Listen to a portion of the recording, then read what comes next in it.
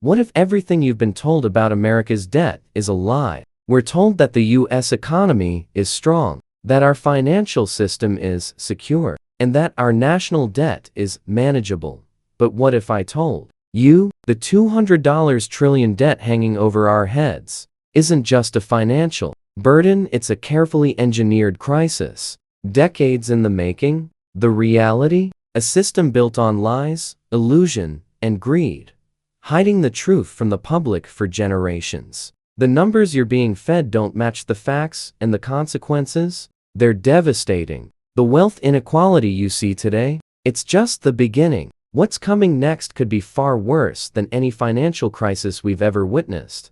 Where are you watching from? Comment below, start a conversation about what this means for you, and if you want the unfiltered truth, make sure to subscribe, because in the next few minutes, I'm going to show you what the media and politicians don't want you to know. Let's take a trip back to 1913, the year the Federal Reserve was created. Officially, it was designed to stabilize the U.S. economy, prevent bank failures, and regulate the country's money supply. But what if I told you it's done the exact opposite? The creation of the Federal Reserve wasn't a simple move to stabilize the economy. It was the start of a process that led to unprecedented debt, wealth consolidation in the hands of a few elites, and a financial system rigged to benefit the 1% at the expense of the middle and lower classes. Fast forward to 2008, when the global financial system collapsed. You may remember the bailouts, the housing crisis, and the way taxpayers footed the bill for the bank's greed. That collapse wasn't just a failure of capitalism. It was the consequence of decades of parasitic finance, moral hazard, and an out-of-control monetary system. The same system that has only gotten worse since. Now, look at the present. America's debt has soared to over $200 trillion. You might think it's a result of government spending during crises like the pandemic or the wars in the Middle East, but the truth is much darker. America's debt is the result of a series of deliberate choices made by powerful elites who profit off of the system's collapse. A system built to fail. You see, the Federal Reserve has allowed the national debt to balloon over the years, ensuring that taxpayers are left holding the bag. But the true beneficiaries are not the American people, but the global financial elite, the institutions that have gamed the system from the start. At this point, you might be wondering, who is behind all of this? Who benefits from America's $200 trillion debt crisis? Let's talk about Wall Street. The real conspirators behind the massive debt are the bankers and institutions who have been quietly pulling the strings. But the key player in this financial disaster isn't who you think. It's not just the politicians or the bankers, it's the shadow banking system, an invisible world of off-the-books finance, where the real decisions are made. These hidden institutions control the flow of money and debt, and they keep the public in the dark. But here's the twist. The global elites are not just sitting back and waiting for the collapse, they're actively profiting from it. They control the debt, they leverage the system, and they do it all while keeping the world's populations dependent on the system they've created. What's the name of the institution behind it all? You might think it's the Federal Reserve, or some other massive global bank, but the real culprit is far more dangerous than you think. This institution doesn't just profit from the collapse of the U.S. economy, it's been planning this collapse for decades. The receipt is wilder than you think. And in just a moment, I'll reveal who's pulling the strings and why the collapse is inevitable. Now, let's break this down. How exactly does a $200 trillion debt pile up? It's not just from government spending. It's a system of engineered debt designed to keep us trapped. The shadow banking system refers to a network of financial institutions that operate outside of government regulation. These institutions include investment funds, hedge funds, and other private financial entities that deal in securities, derivatives, and other assets. They control a staggering amount of the world's wealth and facilitate deals that would never pass in the open market. These financial institutions leverage huge amounts of debt to siphon money from unsuspecting investors. The shadow banking system has exploded over the past few decades. In 2008, the global financial system nearly collapsed because of the actions of these institutions. Banks like Lehman Brothers, Bear Stearns, and others were leveraging massive amounts of debt through mortgage-backed securities and other derivatives.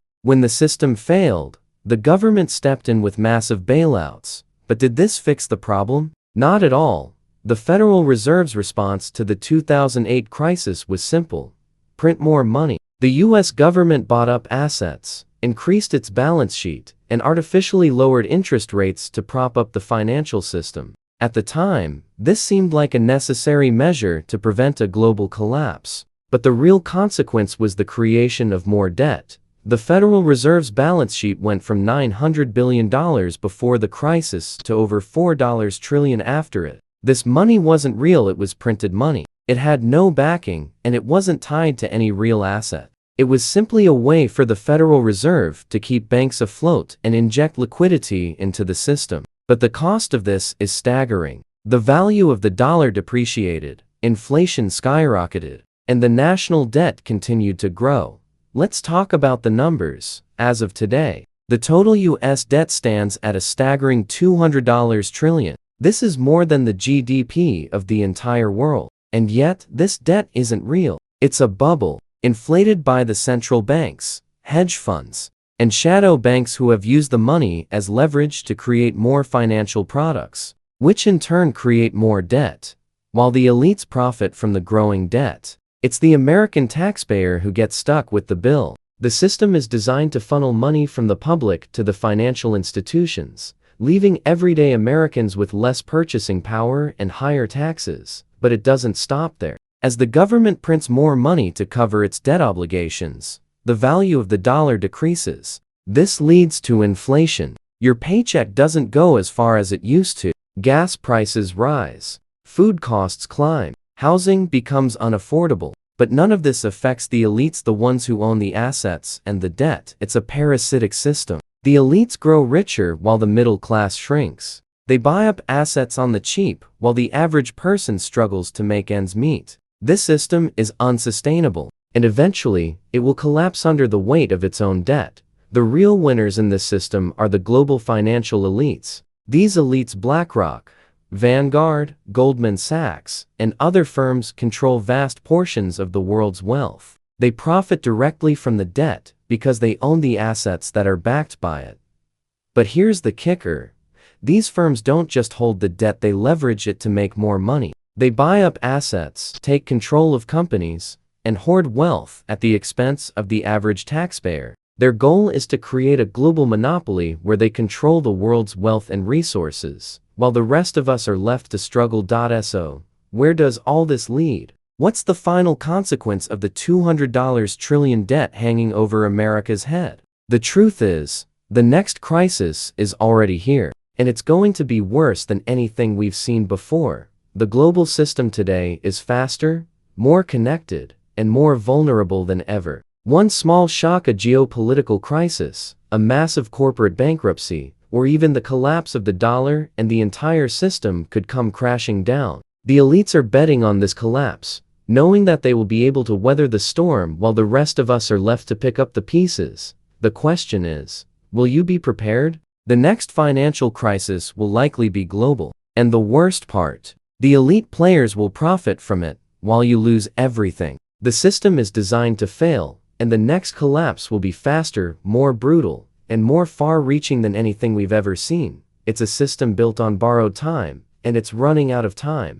The question is, will you be prepared? So, here's the question I leave you with. Are we wiser now, or are we walking the same path in better suits? If you're ready to uncover the truth and prepare for what's coming, share this video and subscribe. The future is uncertain, but the more we know, the better equipped we'll be.